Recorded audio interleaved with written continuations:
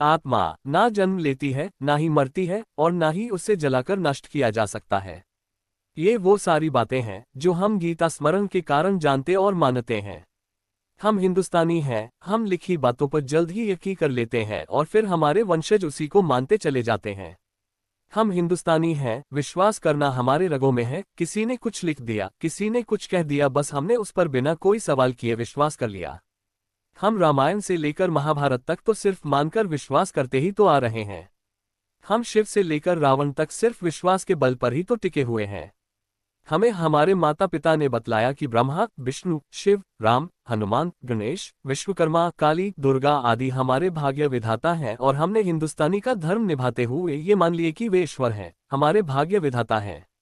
जब कोई विपत्ति की बेला आई, हमने उनका ध्यान करना आरंभ कर दिया। बिना कोई सवाल किए हमने उनको ईश्वर मानना आरंभ कर दिया, और फिर यही परंपरा बन स्थापित हो गई। ये ही दोहराव फिर हम भी अपने अपने संतानों के साथ करेंगे, जो हमारे साथ किया गया। हमारे हिंदू समाज में दशरथ पुत्र राम को न सिर्फ ईश्वर का दर्जा प्राप्त है, अपितु उन्हें मर्यादा पुरुषोत्तम का सम्मान भी दिया जाता है।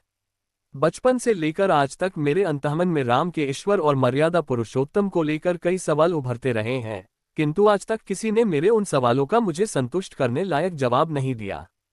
तारांकन अयोध्या में राम राज्य की स्थापना राजा राम ने नहीं बल्कि उनके छोटे भाई भरत ने की थी, और यह वो समय था जब राम वनवास में थे और उनके भाई भरत अयोध्या की बागडोर संभल रहे थे। बाली का वध राम ने छुपकर किया था, वो भी सुग्रीव के निकटता के कारण, जबकि सुग्रीव और बाली की निजी शत्रुता थी। छुपकर किया गया बाली का वध राम के ईश्वर चरित्र और मर्यादा पुरुषोत्तम चरित्र को कलंकित करता है। लंका में अग्नि द्वारा अपनी पत्नी सीता के चरित्र का सत्यापन करने के बावजूद बिना बताए अपनी पत्नी सीता का परित्याग कर उसे अपने भाई लक्ष्मण द्वारा जंगल में अकेला छोड़ देना उनके ईश्वर चरित्र और मर्यादा पुरुषोत्तम चरित्र को कलंकित करता है। और भी ऐसे कई उदाहरण हैं जो राम के ईश्वर और मर्यादा पुरुषोत्तम चरित्र के ऊपर प्रश्न अंकित करता है। यही कारण है कि मैं व्यक्तिगत रूप से उन्हें ईश्वर नहीं मानता। ऐसे ही कई सवाल कृष्ण को ईश्वर मानने से लेकर है।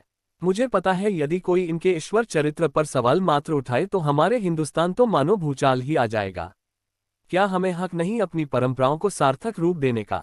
क्या हमें हक नहीं विश्वास करने से पहले उसके बारे में जानने का? हम आत्मा की बात करते हैं। ऐतिहासिक संदर्भों के आधार पर हम मानते चले आ रहे हैं कि ये अजन्मा है, ये अविनाशी है, ये अजर अमर है। मेरा व्यक्तिगत दृष्टिकोण कुछ अलग ही है। यदि आत्मा जन्म नहीं लेती तो फिर ये जनसंख्या निरंतर इतनी बढ़ क्यों रही है? नए लोग जो पैदा हो रहे हैं वे आत्माएं कहाँ से आ रही हैं? इन्हीं आत्मा के कारण हम मनुष्यता को बिल्कुल ही भूलते जा रहे हैं। हम हिंदू हैं, वो मुस्लिम है, वो सिख है, वो ईसाई है। क्या हो रहा है यहाँ? क्यों हो रहा है ये सब? कौन है इन सब के पीछे? एक सवाल मगर कोई जवाब नहीं। कई गैर मुस्लिम लोग महज इस कारण कि मांस कटाने वाला कोई मुसलमान है उससे मांस नहीं खरीदता, उनका मानना है कि मुस्लिम मांस हलाल करके काटते हैं, जिससे मरने वाला जानवर को धीरे धीरे करके मारा जाता है। मेरा ये मानना है कि जानवर की किसी प्रकार से मारा जाए, अंततः वो मारा तो जाता ही है, फिर उसके मारे जाने के तरीकों पर सवाल खड़े करना कहाँ तक शोभा देता है? एक तो आप जानवर के मृत शरीर के टुकड़े मांस को खाने जा रहे हैं और फिर ये भी सोचने बैठते हैं कि इसे कितनी पीड़ा से मारा गया है ना? क्या दिलचस्प सवाल।